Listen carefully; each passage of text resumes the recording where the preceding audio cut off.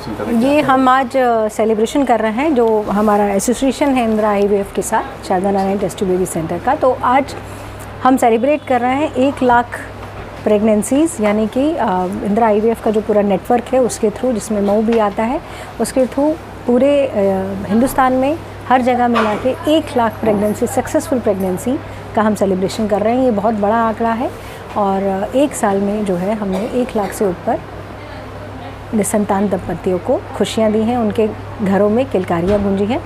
सो इसका सेलिब्रेशन है, हमारा ध्येय है, हमारा उद्देश्य है। जो अजय मुर्दिया हैं, जो फाउंडर हैं इंदिरा IVF इन फर्टिलिटी के, उनका एक ध्येय था कि ये निसंतान दंपति जो इतने परेशान रहते हैं उनको एक सफल इलाज दिया जा सके और इस बीमारी को पूरी कोशिश की जा सके कि जितने से जितना ज़्यादा हो ख़त्म किया जा सके। तो शुरुआत की है एक छोटी जगह से और करते करते करते अब ये नेटवर्क बहुत बड़ा पूरी हिंदुस्तान में फैल गया है और इसी हर सेंटर्स के इकट्ठे आंकड़े ये हमने आपके सामने रखे हैं 1 लाख सक्सेसफुल प्रेगनेंसी के।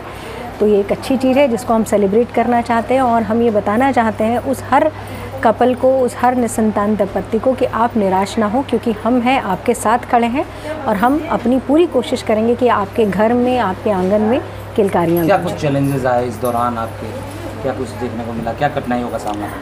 आप जब एक काम करने की कोशिश करते हैं तो पहले समाज में भी उसके लिए कई मिथ्स होते हैं, लोगों में भी एक डर बना रहता है, उनको अवेयर नहीं होते हैं, उनको ये पता नहीं होता है कि क्या इससे भी कुछ हो सकता है, क्या हमको संतान की प्राप्ति हो सकती है। और अगर है तो कईयों का प्रश्न होता है कि मैडम क्या ट्यूब में 9 महीने बच्चा बनता है।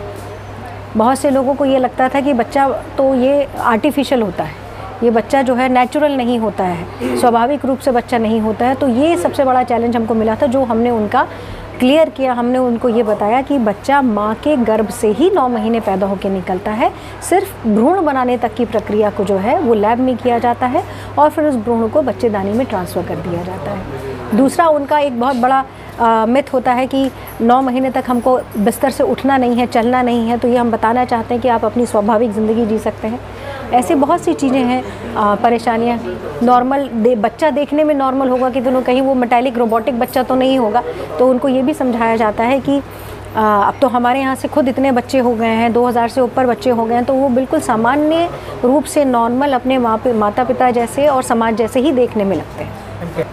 वो जिनके ट्यूब बंद हैं, जिनको बच्चे नहीं रुक रहे हैं, बहुत सी महिलाएं हैं जिनकी दोनों ट्यूब्स बंद होती हैं, उनको दवाइयाँ देते चले जाते हैं। लेकिन मैं सबको बताना चाहती हूँ, अगर किसी भी महिला की दोनों ट्यूब्स बंद हैं तो उनको स्वाभाविक रूप से बच्चा नहीं हो सकता है। ये सबसे पहला कारण है जिसमें हम IVF का इस्तेमाल करते हैं।